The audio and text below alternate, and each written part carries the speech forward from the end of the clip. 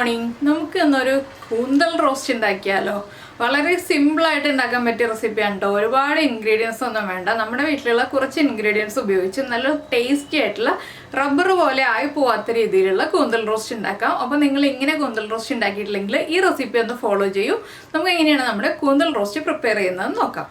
നമുക്ക് നമ്മുടെ ഇൻഗ്രീഡിയൻസ് നോക്കാം. ഞാനിപ്പോൾ ഒരു 1/4 കിലോ കൂന്തൽ റെഡിയാക്കി എടുത്തിട്ടുണ്ട്. ക്ലീൻ ചെയ്തതിന് ശേഷമുള്ള അളവാണ് 1/4 കിലോ എന്ന് പറയുന്നത്. അപ്പോൾ വലിയ കൂന്തലും ചെറിയ കൂന്തലും എല്ലാം ഉണ്ട് കേട്ടോ, എല്ലാം കൂടി മിക്സ് ആയിട്ടുള്ളതാണ്. അതിലേക്ക് ഒരു 5 അല്ലി വെളുത്തുള്ളി എടുത്തിട്ടുണ്ട്. ചെറിയ വെളുത്തുള്ളി ആയതുകൊണ്ട് 5 അല്ലി വെളുത്തുള്ളി എടുത്തിട്ടുണ്ട്. ഇഞ്ചി കുറച്ച് കൂടുതൽ എടുത്തിട്ടുണ്ട്. ഇത്രയുള്ള പീസുകളായിട്ടുള്ള 5 പീസ് ഇഞ്ചി എടുത്തിട്ടുണ്ട്. അതുപോലെ തന്നെ ഒരു പിടി നമ്മൾ കയ്യിൽ ഇങ്ങനെ പിടിക്കുമ്പോൾ ഒരു പിടി ഉള്ളി എടുത്തിട്ടുണ്ട്. ഒരു 15 ഉള്ളി ഉണ്ടാവും. വലിയ ഉള്ളിയാണ്. ചെറിയ ഉള്ളിയാണെങ്കിൽ ഒരു 20 എണ്ണം വരെ എടുക്കാം. പിന്നെ ഒരു കുഞ്ഞ് തക്കാളി എടുത്തിട്ടുണ്ട്. ചെറിയ തക്കാളി മതി കേട്ടോ, വലിയ തക്കാളി വേണ്ട. വലിയ തക്കാളി ആണെങ്കിൽ ഒരു തക്കാളിയുടെ 1/4 ഭാഗം എടുക്കുക. പിന്നെ ഒരു ചെറിയ സവോളയും എടുത്തിട്ടുണ്ട്. സവോള നിർബന്ധമൊന്നുമില്ല, നമുക്ക് മുഴുവൻ ഉള്ളിയിൽ വേണമെങ്കിലും മുഴുവൻ ഉള്ളിയിൽ ചെയ്യാം, അതാണ് കൂടുതൽ ടേസ്റ്റ്. പിന്നെ ഒരുപാട് ഉള്ളി നന്നാക്കി എടുക്കേണ്ട ബുദ്ധിമുട്ടുകൊണ്ടാണ് ഒരു ചെറിയ സവോളയും ബാക്കി ഉള്ളി എടുത്തിരിക്കുന്നത്. അപ്പോൾ നമുക്ക് ആദ്യം ഈ സവോള ഒന്ന് തിന്നായിട്ട് സ്ലൈസ് ചെയ്തെടുക്കാം. ഉള്ളി ഒന്ന് നീളത്തിൽ കട്ട് ചെയ്തെടുക്കാം. അതുപോലെ തന്നെ നമ്മുടെ ഇഞ്ചിയും വെളുത്തുള്ളിയും നീളത്തിൽ കട്ട് ചെയ്തെടുക്കാം. ചെറുതായിട്ട് കനം കുറച്ച് കട്ട് ചെയ്താൽ മതി, ഒരുപാട് തിന്നാക്കേണ്ട ആവശ്യമില്ല. തക്കാളി നീളത്തിൽ കട്ട് ചെയ്തെടുക്കാം. എല്ലാം നമ്മൾ നീളത്തിലാണ് കട്ട് ചെയ്യുന്നത്. അതിനുശേഷം നമുക്ക് ബാക്കിയുള്ള കാര്യങ്ങൾ പറയാം.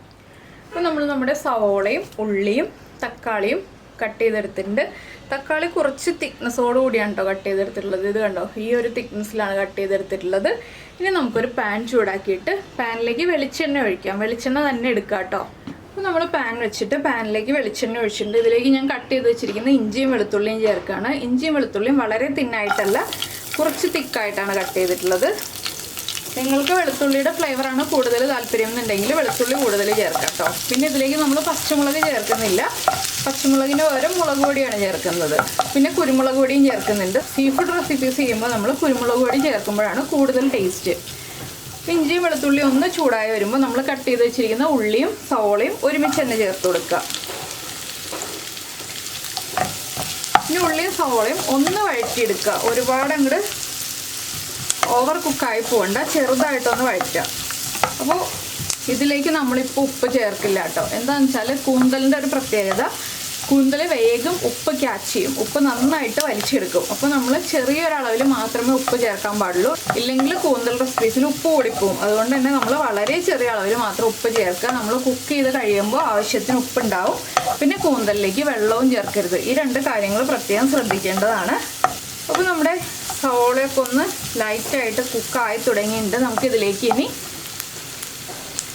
കുറച്ച് കറിവേപ്പില ചേർത്ത് കൊടുക്കാം. ഇപ്പോൾ കുറച്ച് കറിവേപ്പില മതി. കറിവേപ്പിലയും ചേർത്ത് ഒന്ന് വഴറ്റുക. ഇനി ഇതിലേക്ക് നമുക്ക് വീണ്ടും വേറെ ഇൻഗ്രീഡിയൻസ് ഒക്കെ ആഡ് ചെയ്ത് വഴറ്റാനുള്ളതാണ്, അതുകൊണ്ടാണ് നമ്മളിപ്പോൾ ഒരുപാട് വഴറ്റാത്തത്. ഇനി നമുക്ക് ഫ്ലെയിം കുറച്ചിട്ട് ഇതിലേക്ക് പൊടികൾ ചേർത്ത് കൊടുക്കാം. ഞാനിപ്പോൾ ആദ്യം ചേർക്കുന്നത് 1/2 ടീസ്പൂൺ മഞ്ഞൾപ്പൊടി.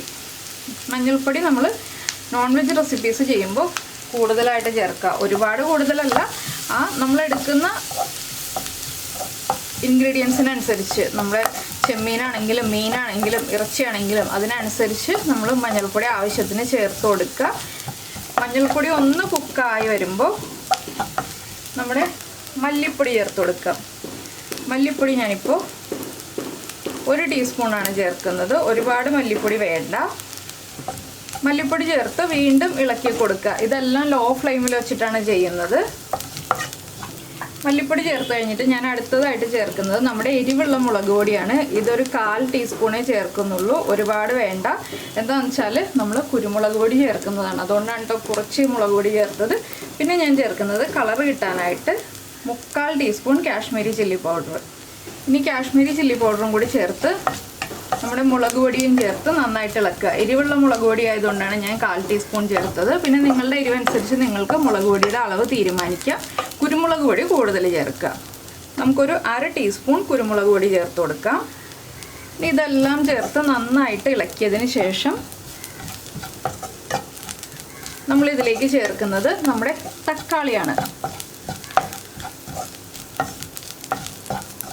അപ്പോൾ ഞാൻ ഈ തക്കാളിയും കൂടി ചേർത്ത് കൊടുക്കുകയാണ്. തക്കാളി ചേർത്തിട്ട് ഇനി തക്കാളി ഒന്ന് കുക്കായി കിട്ടണം. ഇതിൽ തക്കാളി ചോപ്പ് ചെയ്തൊന്നും ചേർക്കണ്ട. നമുക്ക് തക്കാളി കുറച്ച് വലിപ്പത്തിൽ തന്നെ കട്ട് ചെയ്ത് ചേർക്കുന്നത് എന്താണെന്ന് വെച്ചാൽ നമ്മുടെ പൊടികൾ കരിഞ്ഞു പോവാതെ കുക്കാവുകയും വേണം, തക്കാളി വല്ലാതെ ഉടഞ്ഞു പോവാതെ കുറച്ച് കഷ്ണങ്ങളായിട്ട് കാണുകയും വേണം. അതിനാണ് നമ്മൾ ചോപ്പ് ചെയ്ത് ചേർക്കാതെ ഇതുപോലെ വലുതായിട്ട് കട്ട് ചെയ്ത് ചേർക്കുന്നത്. ഇനി നമുക്കിതൊന്ന് അടച്ചു വെച്ച് കുക്ക് ചെയ്യാം. അപ്പോൾ നമ്മൾ നമ്മുടെ തക്കാളി ചേർത്ത് മസാലപ്പൊടികളും ചേർത്ത് അടച്ചു വെച്ചിട്ട് ഒരു 2 മിനിറ്റ് ആയി. ഇനി നമുക്കൊന്ന് തുറന്ന് ഇളക്കി കൊടുക്കാം. തക്കാളി ഒന്നും വല്ലാതെ ഉടഞ്ഞു പോയിട്ടില്ല, പക്ഷെ നന്നായിട്ട് കുക്കായിട്ടുണ്ട്. ഇനി നമുക്കിതിലേക്ക് നമ്മൾ എടുത്ത് വെച്ചിരിക്കുന്ന കൂന്തൽ ചേർത്ത് കൊടുക്കാം.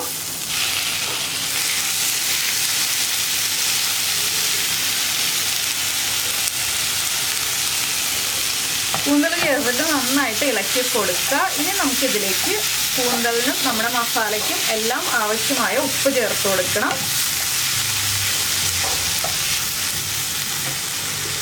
ചെറിയൊരളവിൽ മാത്രം ഞാൻ പറഞ്ഞതുപോലെ ഉപ്പ് ചേർത്ത് കൊടുക്കുക, ഒരുപാട് ഉപ്പ് ചേർക്കരുത്.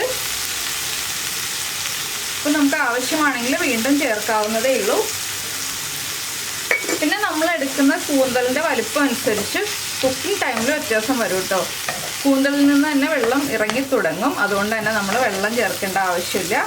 അപ്പോൾ തന്നെ കണ്ടില്ലേ, വെള്ളം വന്നു തുടങ്ങി. നമുക്കൊരു 1 മിനിറ്റ് ഒന്ന് ഹൈ ഫ്ലെയിമിൽ അടച്ചു വയ്ക്കാം. അപ്പോൾ നമ്മൾ അടച്ചു വെച്ചിട്ട് 1 മിനിറ്റ് കഴിഞ്ഞു. കണ്ടോ, നമ്മുടെ കൂന്തലിൽ നിന്ന് നന്നായിട്ട് വെള്ളം ഇറങ്ങി വന്നിട്ടുണ്ട്. ഇനി നമ്മളൊരു മീഡിയം ഫ്ലെയിമിൽ വെച്ചിട്ട് കുക്ക് ചെയ്യുക. ലോ ഫ്ലെയിമിൽ വെക്കരുത്, ഹൈ ഫ്ലെയിമിലും വെക്കരുത്. അപ്പോൾ എൻ്റെ കയ്യിലുള്ള കൂന്തൽ ഇത് കണ്ടോ, ഈ ഒരു വലിപ്പമേ ഉള്ളൂ. അതുകൊണ്ട് തന്നെ ഇതൊരു 7 മിനിറ്റ് കൊണ്ട് കുക്കായി കിട്ടും കേട്ടോ. വലിയ കൂന്തലാണെങ്കിൽ 10 മിനിറ്റ് ടൈം എടുക്കും കുക്കായി വരാൻ. ചെറിയ കൂന്തലാണെങ്കിൽ ഒരു 7 മിനിറ്റ് കൊണ്ട് കുക്കായി കിട്ടും. ഓവർ കുക്കായിട്ടുണ്ടെങ്കിൽ റബ്ബർ പോലെ ഇരിക്കും, നമുക്ക് ചവയ്ക്കാൻ അത്ര സുഖം ഉണ്ടാവില്ല. അതുകൊണ്ട് ഞാൻ മീഡിയം ഫ്ലെയിമിലേക്ക് മാറ്റി വെച്ച് കുക്ക് ചെയ്തിട്ട് ഇടയ്ക്കിടയ്ക്ക് ഇളക്കി കൊടുക്കാം കേട്ടോ. അപ്പോൾ നമ്മുടെ കൂന്തൽ നമ്മൾ അടച്ചു വെച്ചിട്ടൊരു 4 മിനിറ്റ് കഴിഞ്ഞു. ഇത് കണ്ടോ, നമ്മുടെ കൂന്തലിൽ നിന്ന് ഇറങ്ങിയ വെള്ളമൊക്കെ ഒന്ന് വറ്റി തുടങ്ങി. വീണ്ടും ഒന്ന് ഇളക്കി കൊടുക്കുക. ഇനി ഉപ്പ് ചെക്ക് ചെയ്യുക കേട്ടോ. ഉപ്പ് ചെക്ക് ചെയ്തിട്ട് ഉപ്പ് കുറവാണെങ്കിൽ നമ്മൾ ആവശ്യത്തിന് ഉപ്പ് ചേർത്ത് കൊടുക്കുക. അതുപോലെ തന്നെ ചെറുതായിട്ടൊന്ന് കടിച്ചു നോക്കുക കൂന്തൽ കുക്കായിട്ടുണ്ടോ ഇല്ലയോ എന്നുള്ളത്. കൂന്തൽ കുക്കായിട്ടുണ്ട്, കുക്കായി തുടങ്ങിയിട്ടുണ്ടെന്നുണ്ടെങ്കിൽ ഹൈ ഫ്ലെയിമിൽ തന്നെ വയ്ക്കുക. കൂന്തൽ കുക്കായിട്ടില്ല എന്നുണ്ടെങ്കിൽ ലോ ഫ്ലെയിമിലേക്ക് ആക്കി വെച്ചിട്ട് നമ്മൾ കുക്ക് ചെയ്തെടുക്കുക. അപ്പോൾ ഈ ഒരു സ്റ്റേജിലാണ് ശ്രദ്ധിക്കേണ്ടത്, ഉപ്പും അതുപോലെ തന്നെ നമ്മുടെ കുക്കിംഗ് ടൈമും. നമുക്ക് വീണ്ടും അടച്ചു വയ്ക്കാം. ഞാനൊന്ന് ഉപ്പൊക്കെ ചെക്ക് ചെയ്യട്ടെ. അതിനുശേഷം അടച്ചു വെച്ചിട്ട് ഒരു 3 മിനിറ്റും കൂടി കഴിയുമ്പോൾ നമ്മുടെ കൂന്തലിൻ്റെ കറക്റ്റ് പാകമാവും. അപ്പോൾ നമ്മുടെ കൂന്തൽ അടച്ചു വെച്ചിട്ട് ഒരു 7 മിനിറ്റ് ആയിട്ട്, ടോട്ടൽ 7 മിനിറ്റ് ടൈമായി. ഇനി നമുക്ക് വീണ്ടും തുറക്കാം. ഇതിലേക്ക് ഇനി നമ്മൾ ആഡ് ചെയ്യാൻ പോകുന്നത് ഒരു 1/4 ടീസ്പൂൺ ഗരം മസാലപ്പൊടി. ഇത് ഞാൻ 1/4 ടീസ്പൂൺ ചേർക്കുന്നത് എന്താണെന്ന് വെച്ചാൽ ഞാൻ വീട്ടിൽ തന്നെ പൊടിച്ചതാണ്. കുറച്ച് സ്ട്രോങ് ആയിട്ടുള്ള ഗരം മസാലപ്പൊടിയാണ്. നിങ്ങൾ പുറമേ നിന്ന് വാങ്ങിക്കുന്നതാണെങ്കിൽ 1/2 ടീസ്പൂൺ ചേർക്കുക. വീട്ടിൽ പൊടിച്ചതാണെന്നുണ്ടെങ്കിൽ 1/4 ടീസ്പൂൺ ചേർത്താൽ മതി. ഇപ്പോൾ കൂന്തലൊക്കെ കറക്റ്റായിട്ട് കുക്കായിട്ടുണ്ട്. അതുപോലെ തന്നെ നമ്മുടെ മസാലകളൊക്കെ കൂന്തലിലേക്ക് പിടിച്ചിട്ടുണ്ട്. ഉപ്പ് ഞാൻ ചെക്ക് ചെയ്തിട്ട് കുറച്ച് ഉപ്പ് ചേർത്തിരുന്നു കേട്ടോ. ഇത്രയേ ഉള്ളൂ നമ്മുടെ കൂന്തൽ റോസ്റ്റ്. അപ്പോൾ എല്ലാവർക്കും ഈ റെസിപ്പി ഇഷ്ടമായി എന്ന് വിചാരിക്കുന്നു. മസാലയൊക്കെ നന്നായിട്ട് കുക്കായി വന്നിട്ടുണ്ട്. ഇപ്പോൾ നമ്മുടെ സവാളയും എല്ലാം ആ ഒരു മസാലയൊക്കെ അബ്സോർബ് ചെയ്ത് കൂന്തലിൽ നിന്ന് ഇറങ്ങി വന്ന ആ വെള്ളമൊക്കെ നമ്മുടെ സവാളയിലേക്കും ഉള്ളിയിലേക്കും ഒക്കെ പിടിച്ച് കറക്റ്റായിട്ട് ആ ടേസ്റ്റൊക്കെ ഉള്ളിയിലേക്കൊക്കെ പിടിച്ച് വന്നിട്ടുണ്ട്. തക്കാളി ആണെങ്കിലും കറക്റ്റായിട്ട് കുക്കായി മിക്സായി വന്നിട്ടുണ്ട്. അപ്പോൾ ഇത്രയേ ഉള്ളൂ. അപ്പോൾ എല്ലാവർക്കും ഈ റെസിപ്പി ഇഷ്ടമായി എന്ന് വിചാരിക്കുന്നു. അപ്പോൾ ഇഷ്ടമായി എന്നുണ്ടെങ്കിൽ നമ്മുടെ വീഡിയോയുടെ താഴെ ഒന്ന് കമൻറ്റ് ചെയ്യാം കേട്ടോ. ഇനി ഒരുപാട് ഡ്രൈ ആക്കണ്ട. ഡ്രൈ ആയിട്ടുണ്ടെങ്കിൽ അത്ര ടേസ്റ്റ് വരില്ല. നമുക്ക് ഈ ഒരു കൺസിസ്റ്റൻസിയിൽ ഫ്ലെയിം ഓഫ് ചെയ്യാം. ഇനി നമുക്കിത് സെർവ് ചെയ്യാം. അപ്പോൾ സെർവ് ചെയ്യുമ്പോൾ കുറച്ച് കറിവേപ്പിലൊക്കെ മുകളിൽ ഇട്ടിട്ട് സെർവ് ചെയ്യാം. അപ്പോൾ ഞാൻ എങ്ങനെയാണ് സെർവ് ചെയ്യുന്നതെന്ന് നിങ്ങൾക്ക് കാണിച്ചു തരാം. അതിനുശേഷം നമുക്ക് നമ്മുടെ സബ്സ്ക്രിപ്ഷൻ കാര്യങ്ങളൊക്കെ പറയാം. അപ്പോൾ നമ്മുടെ കൂന്തൽ റോസ്റ്റ് ഇതാ നമ്മൾ പ്ലേറ്റിലേക്ക് മാറ്റി സെർവ് ചെയ്തിട്ടുണ്ട്. അപ്പോൾ ഇത് ഇളം ചൂടോടുകൂടി നല്ല ചൂട് ചോറിൻ്റെ കൂടെ ചേർത്ത് കഴിക്കാം കേട്ടോ. പിന്നെ ചപ്പാത്തിയുടെ കൂടെ കഴിക്കാം, അപ്പത്തിൻ്റെ കൂടെ കഴിക്കാം. അപ്പോൾ നിങ്ങൾക്ക് ഏതിൻ്റെ കൂടെ സൈഡ് ഡിഷായിട്ടാണോ കഴിക്കാൻ ഇഷ്ടമായത് അത് നിങ്ങളൊന്ന് കഴിച്ചിട്ട് അഭിപ്രായം പറയുക. അപ്പോൾ എല്ലാവർക്കും ഈ റെസിപ്പി ഇഷ്ടമായി എന്നുണ്ടെങ്കിൽ ഒന്ന് ലൈക്ക് ചെയ്യാനും കൂടി മറന്നു പോകരുത്. അപ്പോൾ നമുക്ക് നമ്മുടെ അടുത്ത റെസിപ്പിയുമായിട്ട് അടുത്ത ദിവസം കാണുന്നതിന് മുന്നേ ഞാൻ സബ്സ്ക്രൈബ് ചെയ്യാനുള്ള കാര്യങ്ങളൊന്ന് പറഞ്ഞോട്ടെ. നമ്മുടെ ചാനൽ ആദ്യമായിട്ട് കാണുകയാണ്, നമ്മുടെ വീഡിയോ പ്രസൻറ്റ് ചെയ്യുന്ന രീതിയൊക്കെ ഇഷ്ടമായി എന്നുണ്ടെങ്കിൽ നമ്മുടെ ചാനലൊന്ന് സബ്സ്ക്രൈബ് ചെയ്ത് സപ്പോർട്ട് ചെയ്യണേ.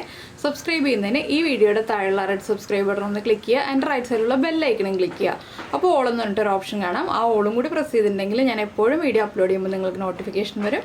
അപ്പോൾ എന്തായാലും നമുക്ക് നമ്മുടെ അടുത്ത റെസിപ്പിയുമായിട്ട് അടുത്ത ദിവസം വീണ്ടും കാണാം.